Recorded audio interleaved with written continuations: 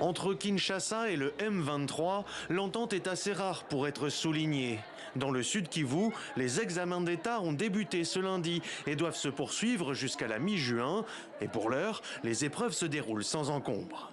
Oui, la sécurité, il y a quand même, je vois à l'extérieur, il y a quand même quelques personnes qui sont là pour nous sécuriser. Il n'y a pas de perturbations, il n'y a pas de bruit, tout se passe bien. Nos amis qui sont morts, les autres ayant fui, ils sont partis dans des pays voisins.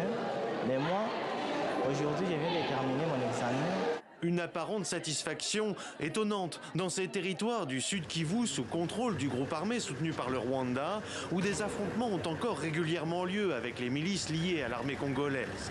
Mais alors que le M23 négocie la paix avec Kinshasa sous l'égide du Qatar, ses cadres dirigeants entendent montrer qu'ils administrent les territoires qu'ils revendiquent avec sérénité. Tandis qu'au début de son offensive, le groupe affirmait vouloir renverser le pouvoir de Félix Tshisekedi, son chef Bertrand Bisimwa a récemment reconnu la légitimité du gouvernement en place dans l'organisation des épreuves nationales. Invoquant l'insécurité au nord et au sud Kivu, Kinshasa avait annoncé le mois dernier la suppression des frais d'examen et en pratique, les énoncés, copies et autres matériels nécessaires ont été acheminés jusqu'ici sous escorte.